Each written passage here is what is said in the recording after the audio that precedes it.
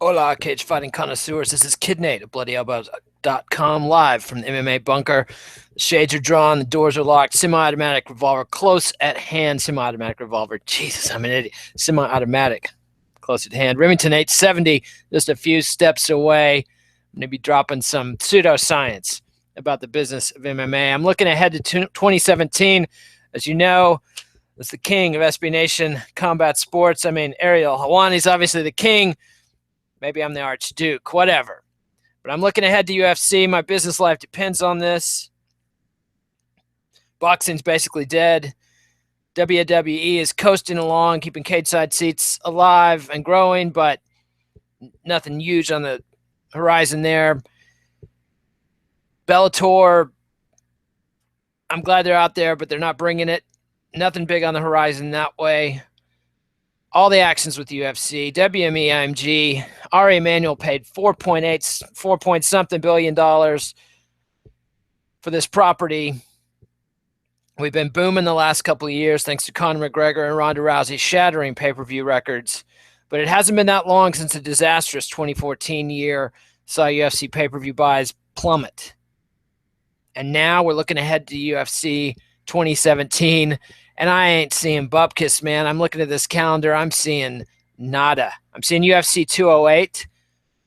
Holly Holm versus Ronda Rousey. What? The UFC opens up a women's featherweight division. Can't even get Chris Cyborg, who's got troubles of her own. Oh, my God. Failing another steroid test or PED test. Bad news. But Holm versus Durandamy for $59.99. Are you kidding me? Then March 4th, we've got UFC 209, and we've got nothing. We've got Alistair Overeem and Mark Hunt. Now, what they need to do is get a Diaz brother in there, get Nate Diaz in there versus Jose Aldo, get Nick Diaz in there versus Robbie Lawler, maybe get Khabib Nurmagomedov versus Tony Ferguson, but that's a co-main event. That's not a big pay-per-view buy. They need a Diaz brother to headline that card. I don't know if they can do it. Those boys know that they've tasted the big money, and they want more of it. So they're going to have to haggle with the Diaz brothers. They're going to have to come across with the dough because they need it. They got to show profit just to pay the interest on the loans they took out to buy this. They've got to do it. But then from there, what do they got? You got Conor McGregor taking paternity leave until the fall. Ronda Rousey crashed and burned. And then there's nothing on the horizon. I'm talking, looking at these divisions and these rankings, they got bupkis.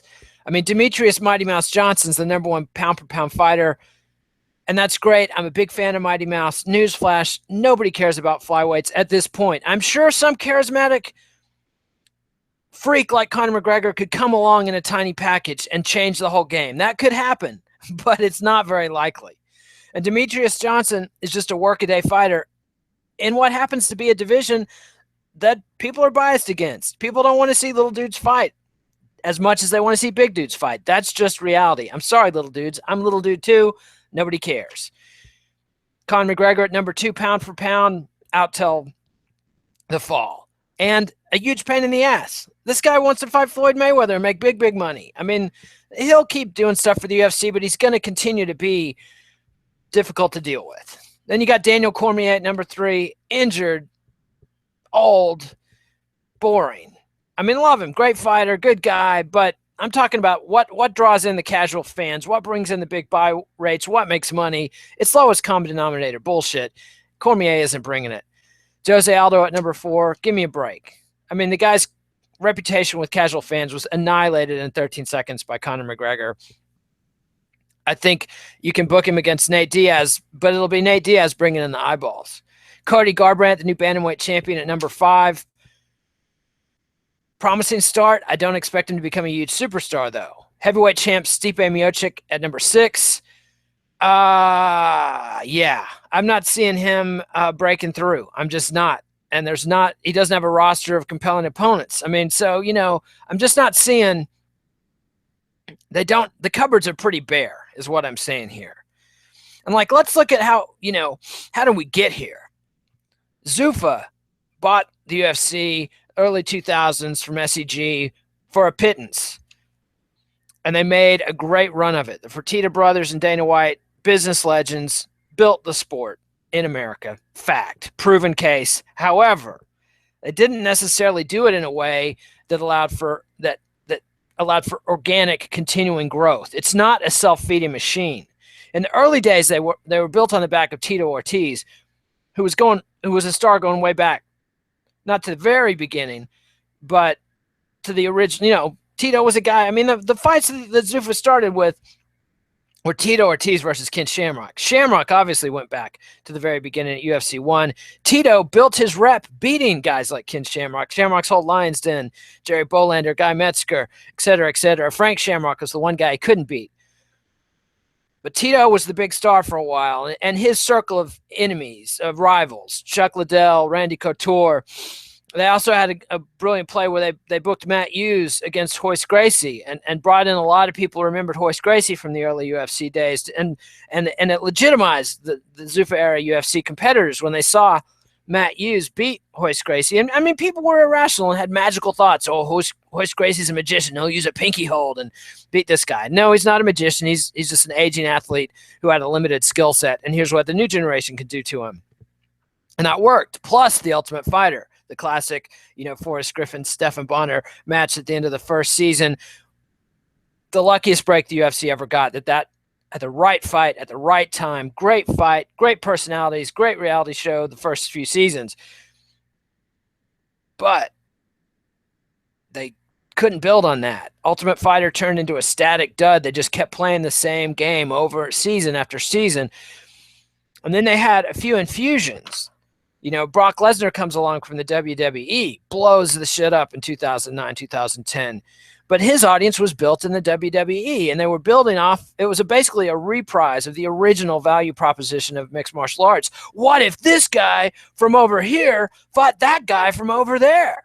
What if Bruce Lee fought Muhammad Ali? What would happen? What if Ric Flair fought the Olympic gold medalist in amateur wrestling? What would happen? Nobody knew. The UFC sort of answered those questions. But they kept going back to that well. You had Brock Lesnar coming in from the WWE. He just so happened to have a blue-chip athletic background, NCAA amateur collegiate wrestling champion, athletic freak, and looked like a Viking. I mean, looked like if you cast, I want a monstrous Viking for a new Games of Thrones type feature on HBO. I need the biggest, scariest, Vikingest-looking guy on earth. That's Brock Lesnar. You don't get that very often. That's what I'm saying, is that's a one-timer. You also had Kimbo Slice, which, the peak of Ultimate Fighter wasn't Griffin Bonner. It was the 10th season with Kimbo Slice. Kimbo Slice got famous fighting dudes in the backyard on YouTube. That was a one-off. That hasn't been replicated. That's not a formula you can repeat. Then you had a wave of organic stars that they built up. Georges St. Pierre, Anderson Silva, that rose slowly, painstakingly through the ranks of the UFC and put on these, and just so happened to be brilliant athletes with the mentality and the physicality and the skill sets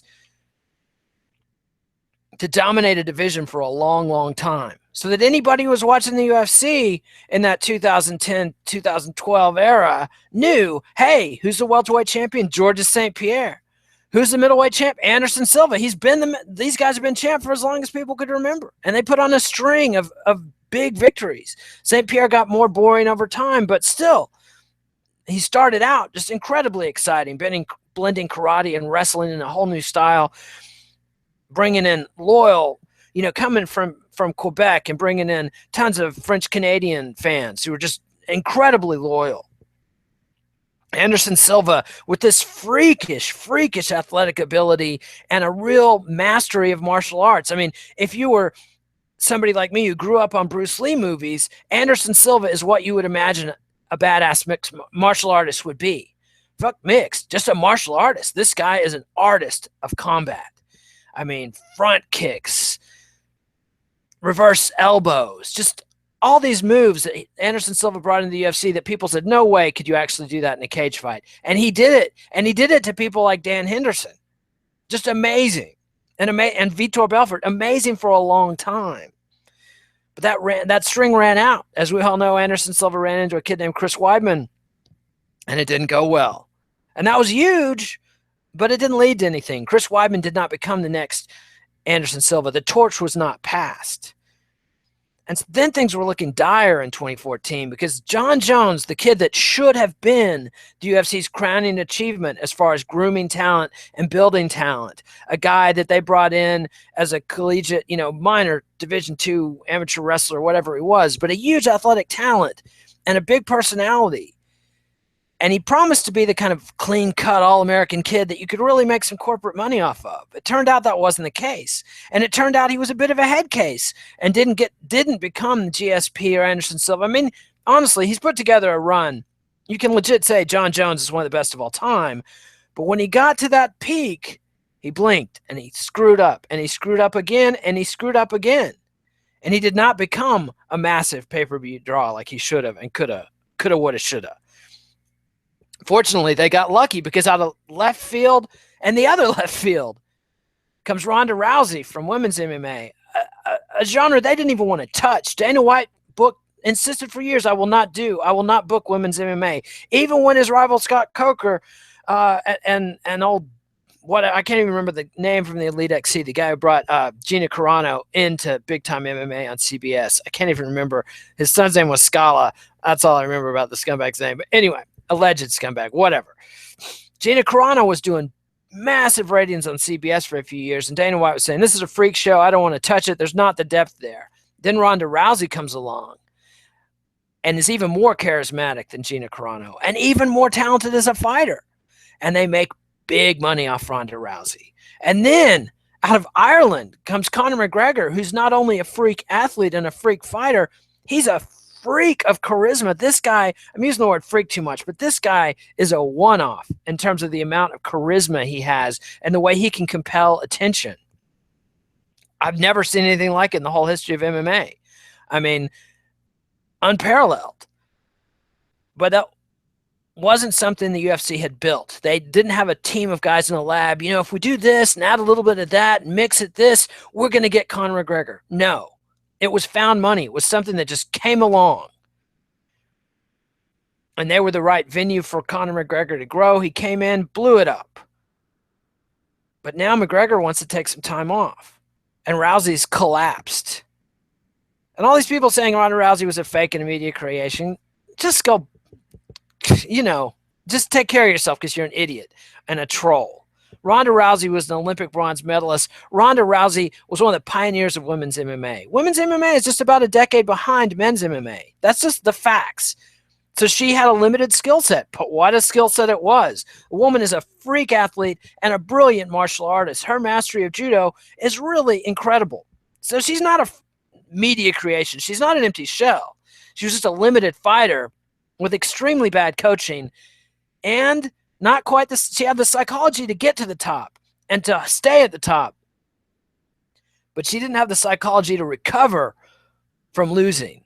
Maybe she'll develop that, but she's got to go back to the woodshed and figure that out. So we're at the drawing board. And where do we go now? I mean, the biggest stars they've got, like I'm saying, are the Diaz brothers. And these are guys that Dana White has basically resisted booking throughout. I mean, they've been working with these kids since 2006, 2007. And they've made a lot of money with them and they've featured them, but it's been reluctantly. Like the kind of athletes Dana White wanted to feature were guys like Matt Hughes, Chuck Liddell, Randy Couture, white guys, straight living, rednecks, right wingers. And here come the Diaz brothers, these Latinos from Stockton, California, reefer smoking, foul mouthed, Whole Food shoppers, triathlon trainers. Like they're very millennial. They're not Gen X. Gen X, Dana White can't fathom these guys. And they're hard to do business with. And he's resisted, but they deliver. And fortunately Strikeforce was out there to keep Diaz going, and Pride was out there to keep Nick Diaz going at times when the UFC wanted to throw him away. And that's the thing. How do we get here? Well, Zuffa, as brilliant as they were, tried to monopolize the MMA market. That's what they did then. They came damn close to succeeding. I mean, it's not just that they bought Pride. Pride collapsed on its own. If it hadn't been for that, if we still had Pride out there in Japan as a big money counterweight to the UFC, it would be a completely different world. But Pride collapsed in 2007 because of criminal connections, scandals in Japan, and a number of other factors. Japan's aging demographics, yada, yada. Japan's just no longer a big center of MMA. It just isn't. And then UFC tried to buy it and tried to get in there, has had no luck breaking into that market. They bought Strikeforce and took it off Showtime, and that was just a big loss, I think. I think if there was still MMA on Showtime, that would be a net win for the sport. But the UFC bought it and couldn't keep that Showtime relationship because Showtime didn't want to be, the UFC's second tier broadcasting partner. And that's what WME apparently wants to try to do, or allegedly wants to try to do. They want to have a deal with Fox, but maybe something on pay cable and maybe some of this and some of that. And let's sell to a broadcast network too, kind of the way NFL does. But I don't think the roster's deep enough for that. Anyway, so you had this thing where they bought out the big competition. Plus they got lucky and Pride collapsed, or unlucky maybe. But they also killed regional MMA. When you look back to the beginning of the Zuffa era, you had tons of mid-sized MMA promotions. Back in the day when there was a big hunger for MMA, and it wasn't like, MMA was building underground, and Zuffa just capitalized on it and brought it in the mainstream. But that was building. It was organic. There was tons of people in Iowa and Hawaii and Texas and California that were putting on, in the Pacific Northwest, that were putting on regional promotions and making money. Once upon a time, you could put on cage fights in Amarillo, Texas, and afford to pay decent, up-and-coming young fighters pretty well. But then the UFC started airing fights every weekend. And if it became, hey, I can stay home and watch the UFC, the top thing on Spike TV, or I could go out and deal with all the yahoos at a regional MMA show, I'm going to stay home. Or I'm going to go to a sports bar and watch that. And then over time, the UFC watered down their product. So more and more people just stopped watching UFC. Now they would come back in if it was GSP or Anderson Silva or Brock Lesnar or, Conor McGregor. But the old era of when's the next UFC? Oh, I train UFC, that sputtered and died in 2014, frankly. And it also, as a part of that, killed the regional MMA scene. It just became impossible to make good money booking regional MMA fights. So that whole up-and-coming talent pool, and not just that, but there was a time when the UFC couldn't afford to pay guys like, say, Sean Shirk or Jake Shields regularly. But they could fight in the UFC, not Shields per se, but guys like Sean Shirk could fight in the UFC, do a title fight in the UFC, and then go fight regionally, and then come back to the UFC. Like there are guys like Jason Mayhem Miller, Frank Trigg out there fighting in Hawaii, going to Japan, coming back to the UFC, to the USA, fighting in the UFC. I mean, there was a lot of options and a lot of guys and a lot of intrigue because guys weren't fighting each other. So you had a guy who was a champ over here in Hawaii and another guy who was a champ in California. And like, man, what would it be like if you got those guys together? Plus you had Brazil, plus you had England, plus, Japan. So you had all this excitement and people could fantasize and salivate. That's the thing. MMA is about anticipation and imagination as much as it is about reality. This is not golf. This is not amateur wrestling. This is not tennis. You're never going to be able to have that. Let's get all the best fighters and have them fight an endless tournament and always just be sifting the best. That is never, ever going to work. The sport is too grueling, too demanding, too many injuries. There's too many variables. One guy can beat another guy one day, 6 weeks later, no chance. Because of psychology, because of training, because of chemistry, literal PED chemistry. I mean, that's the thing. There's so many factors, and it's so hard to have these fights and the toll and the injuries. Guys are just not going to be able to, they're not robots. It's not a video game. You can't just roll them out and they're going to consistently perform in the same way. They're not going to be able to fight 10 times a year. Most of them aren't even going to be able to fight 4 times a year. So this idea that it's going to be some kind of meritocratic, pure sport thing, just give that up. The UFC tried that. Joe Silva's booking style was very meritocratic. It was just, let's take this guy and that guy, throw them in together, see who's best. The problem is it made all the guys look shitty because you got a guy who wins, then he loses, wins, then he loses, because they're fighting really, really tough competition.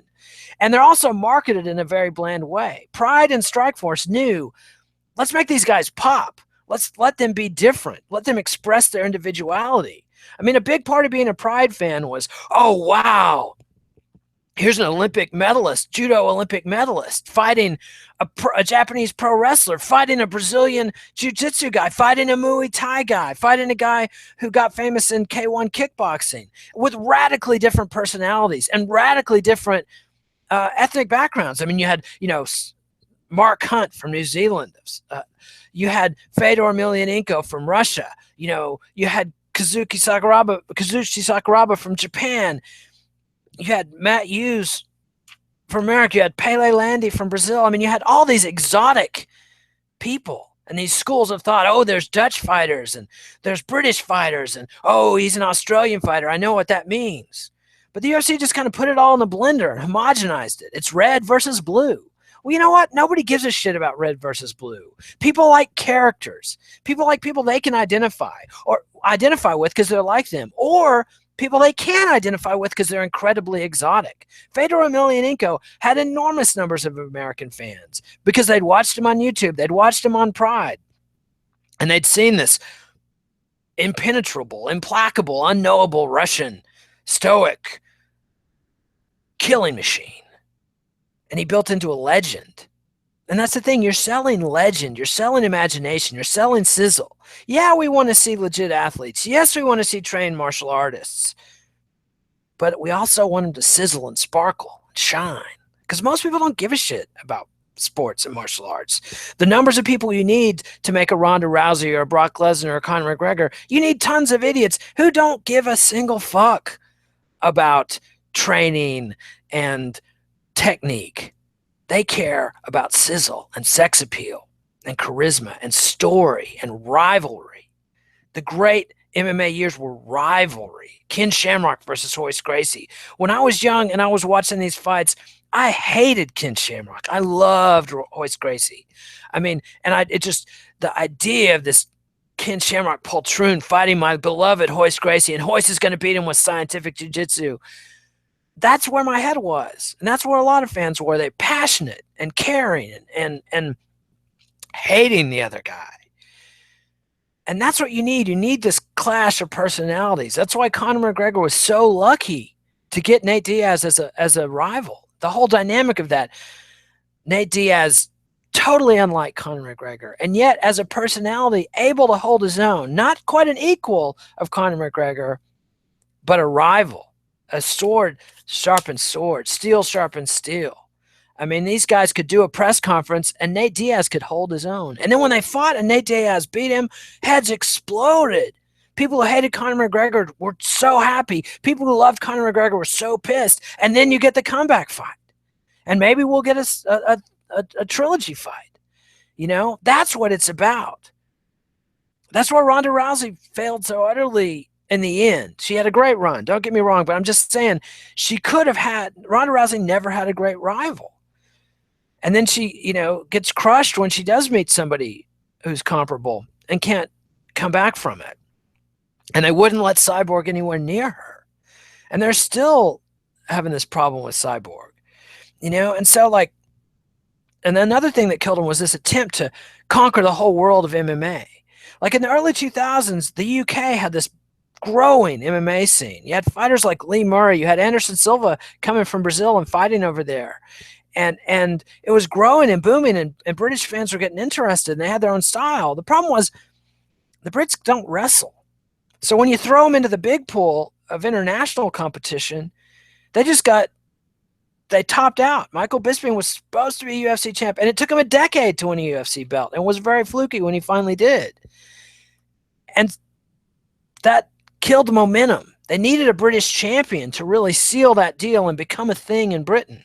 Now they've got Conor McGregor in the greater British Isles, and yet he's so big they can't book him in Ireland, because of the way the pay-per-view business works. They're not making enough money off of European pay-per-view to have the big fights in Europe because of the time difference. And here we are. You're not building you're not building the scene in the UK and then killing the regional shows because of competition from the UFC. It had the net effect of weakening the scene. And you had other things like, in Holland, because of criminal connections in the kickboxing scene, that scene collapsed. You don't even have kickboxing. Kickboxing has essentially died as a business. In the late 90s, you had K1, you had, and you recently years had Glory try to bring it back, but it's not there anymore. A whole sport gone as a major business proposition. And that used to be a big pool of MMA talent, guys who built their skill set into a pure striking context. Then they could add what they needed to fight MMA, and it created intrigue and sizzle and a clash of styles. And you had MMA fighters like Alistair Overeem go to K1 and do well. I mean, it was fun and it was exciting. And also another thing that killed the fun was back in the day, you had UFC rules in a cage with elbows on the ground. And you had pride in a ring with kicks on the ground, but no elbows on the ground. You had very different, and it was like the thing with tennis with grass courts and clay courts and hard surface courts allows very different games. And I love tennis because you can see the different players go and play on those different circumstances. And this whole thing is a fantasy. It's a fantasy of, what if I was one of the toughest people on earth? How would I fight this person or that person? What kind of style would I have? And what circumstances would I be good in? Because, if you follow Sun Tzu or any kind of history of warfare, terrain and circumstance have as big an impact on a conflict as anything else. And so once upon a time, you could say, well, he could beat him in the ring, but could he beat him in the cage? And I would love it had the UFC bought pride, kept it in the cage, and evolved, like had a Japanese league and had an American league. And then once a year, you'd have a meet. And one year it happened in the cage under UFC rules. The next year it would happen under pride rules. Now just imagine that, during the regular year, you'd see your Japanese fighters, well, not just Japanese fighters, but there's the fighters who fight in Japan who prefer the cage. They're fighting each other. And the guys in America and Brazil are fighting in cages, and they're fighting each other. And then at the end of the year, they come together. The best guys come together and fight. And big rivalries, and guys could jump from one league to the next. But you don't have that. It's all the same. The UFC tried to make, one ring to rule them all, one cage to rule them all. And it drained a lot of the interest and excitement out of the sport. And so what we've seen in the last couple of years, they've tried different things, like the CM Punk experiment. They're like, well, Brock Lesnar really worked out. What if we got another WWE star? But CM Punk didn't have the athletic background of Brock Lesnar. That's the thing. WWE has gotten further and further and further away from actual combat sports. Once upon a time, professional wrestlers were some of the toughest people on earth. And in fact, the forefathers of mixed martial arts as we know it are, on one hand, Brazilian Jiu-Jitsu, but catch wrestlers were just as important, because via Ken Shamrock, who learned it from the guys in Pancrase, who learned it from Gotch, one of the old catch wrestlers. The catch wrestlers were sort of driven out of wrestling in America by the spectacle and the fakery, and they went to Japan and a sort of hard style. The Japanese just got more and more fascinated with, what if pro wrestling was real, and kept making it more and more real. And then in the late 80s and early 90s, you had this explosion of multiple different Japanese promotions doing various levels of, let's make it look really real, but still have the outcomes predicted. Like that was Ring's approach. Or Pancrase, let's have it be mostly real, and then you had, Pride came along and Shudo and others. And there's this mix of ideas and different fighters and fighting styles, and it evolved naturally, but that kind of collapsed over time. And so we lost that. And so we don't have pro wrestling really as a pool anymore. And also the pro wrestling business saw what happened to guys like Takada, who were big stars in pro wrestling and looked like they could fight, but actually weren't that good in a cage. And they got very lucky that Kazushi Sakuraba, who was a second-tier pro wrestler, was a first-tier MMA fighter. But that was a one-off, it seems. But for a while, you had the Japanese pro wrestling world produce a legit star, the Gracie Killer, who just swept the old kings of MMA aside. And for a brief second, Japanese catch wrestling was the top style in the game. And Frank Shamrock, who came out of that tradition, was dominating the UFC. Now that's all gone. The pro wrestlers thought, well, it's not worth risking our guys in that, because what if they lose? Then they look like shit. I mean, pro wrestling is really selling an illusion. MMA is on this balancing act of selling part illusion, part sport. And so it's very hard. So if I ran the circus, what would I do? Well, my fantasy, and with the UFC retrenching and getting away from regional MMA, maybe this would happen. But let's say the UFC had succeeded in conquering the world, and they had a thriving European business, and they had a thriving business in Brazil and Mexico, and a thriving business in North America, and a thriving business in Japan and Australia and Philippines, and even some success in China and South Korea. I would have leagues. I would say, you're going to be in the Japan League this year. And they don't have to all be Japanese fighters, but just say, these are the 16, 20 guys that are going to fight in these divisions in this country, in this region. And these guys are going to fight in this region. And you fight each other, and you let styles develop. It won't be such a handicap to the UK fighters that they don't have the wrestling background, because they'll mostly be fighting other UK type fighters or European fighters. And then at the end of the year, let them mix and match. And then they can switch leagues, every season. Because that's the thing. A lot of this is about familiarity and personality. I don't want to see guys coming in the UFC fighting 3 fights against other guys who came in the UFC and never fought anybody that was already in the UFC. Just fought 3 random dudes. They just happen to be in the UFC, but they're not UFC fighters. There's no common opponents. I don't want to see that. I don't care. I need a frame of reference. I need to be like, oh, this guy beat that guy that I know? Well, now I'm going to watch him. If it's just 2 randos I don't know, it doesn't matter unless they freakishly put on a great performance. But even then, I'll frequently forget about that, because there's just so many fights and such a deluge of fights. It's like, let's make the fight special. Let's let us get to know the fighters. I mean, in the old days with Pancrase or K1, you would have guys that basically lost every fight. And you still knew who they were, and you cared about them. And sometimes they put on a gritty performance, and you'd be like excited for them. And sometimes they get an upset win. Now, I'm not saying you let those guys stay around forever, but why not give them a year contract and say, you're going to be in the UFC all year, barring injury and inability to fight. I don't care how many times you lose. These are the guys we're going to have this year. And if, there's injuries and stuff like that, we'll fill up the roster. We'll add people to the roster, maybe once or twice a year, we'll add some people.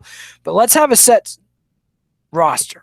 Then we can get to know them. Then you could leverage the Ultimate Fighter reality show by putting some of these new guys on the reality show.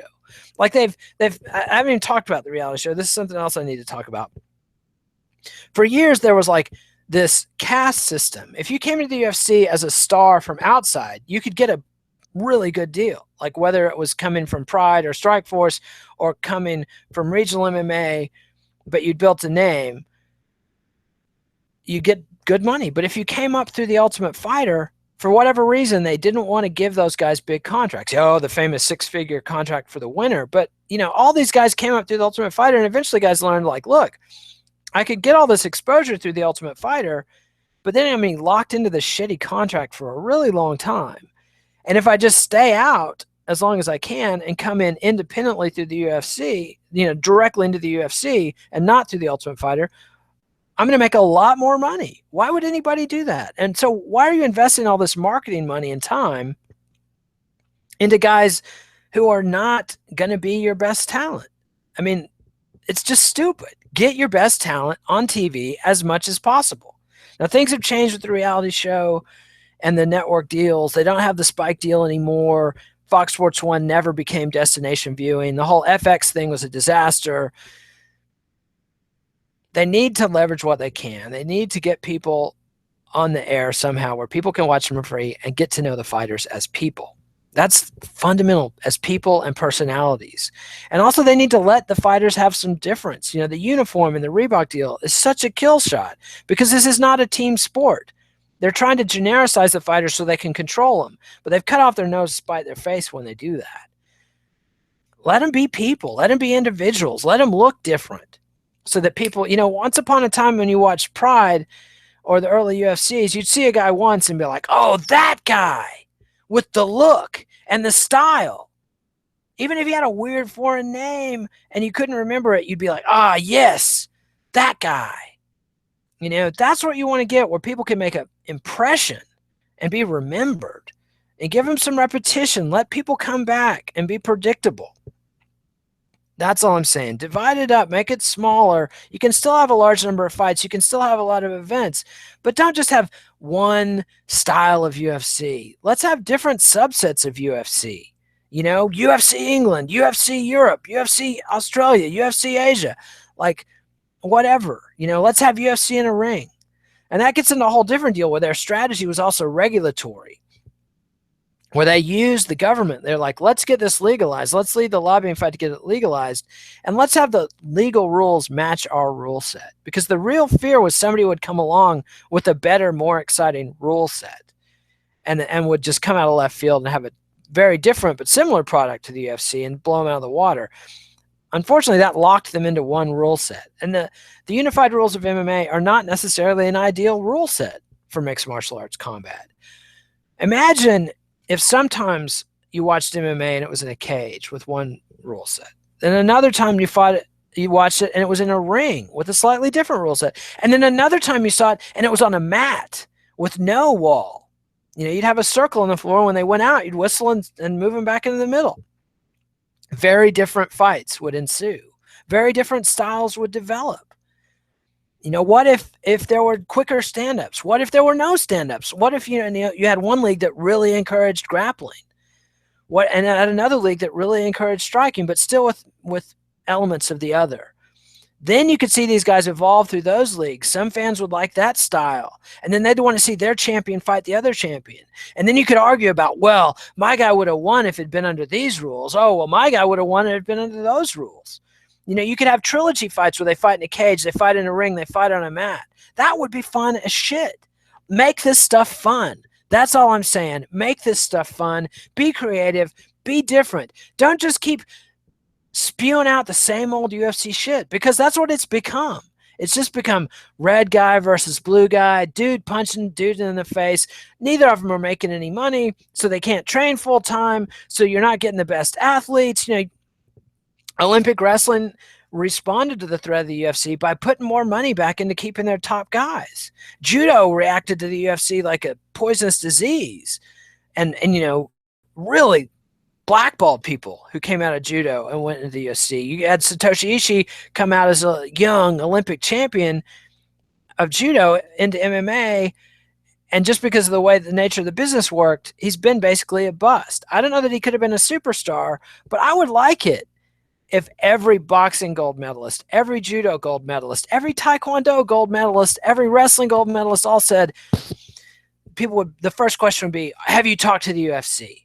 Are you going to do mixed martial arts? That would be what I would like to see. I would like to see as big a talent pool as possible. And I would like to see young American athletes who are considering the NFL or considering the NBA also considering the UFC. But as it is right now, if you have those kind of gifts, why on earth would you fight for the UFC when the money is so bad, when the opportunity is so limited, when the floor is so low? Let's structure it so that there's health insurance and there's some safety net for guys so that they can take the risk. I'm risking my health. I'm risking my time, and I can do this and potentially be the next Brock Lesnar or Conor McGregor. I mean, that's the thing. UFC, MMA still provides this opportunity to become a big star and a big lucrative earner like Conor McGregor or Ronda Rousey. Way bigger names than anybody else in karate or kickboxing or judo in the world.